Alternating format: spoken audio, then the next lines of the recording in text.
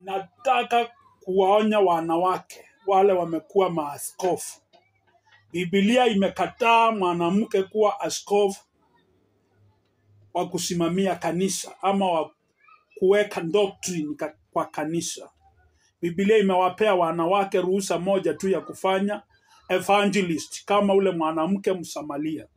Ile hera imeingia. Unaona hata huko Mombasa hiyo kanisa ilikuwa inasemekana watu wanalala huko.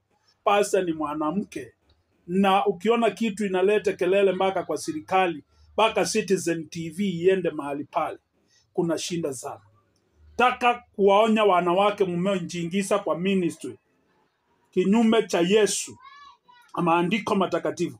Nasaka nisome katika Timotheo wa kwanza kifungu cha 2 mstari wa 12.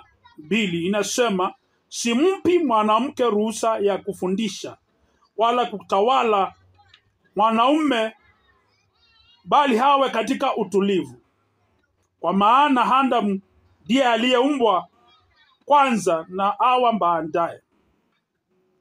Maandiko inasema simpi mwanamke kufundisha, to teach doctrine. Umeona hata huko Tanzania wakati mwanamke ameongoza vile watu wamekufa. Nilipata Pindius ile nikashangaa. Ni mama mwenye kusaa, wala wa mama wenye kuhurumia watoto, bali watu wamechinjwa, wametobolewa kila mahali na marisasi. Kwa sababu gani? Kuna kile Mungu alikataa. Wacha niwaambie, Yesu Kristo alifanya huduma na wanawake. Najua mtasema mimi niko wazimu, lakini na want to teach you something.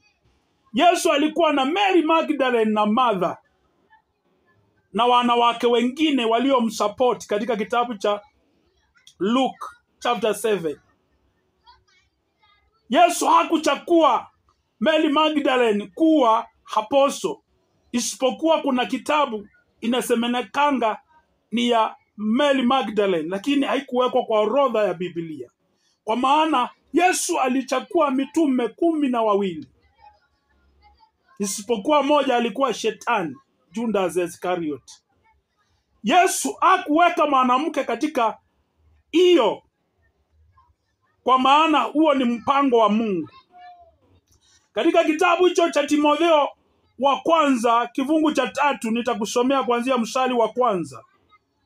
Ni neno la kuaminiwa, mtu akitaka kazi ya askofu anatamani kazi jema, basi inampaswa askofu awe mtu hasiyelaumika, mume wa mke mmoja,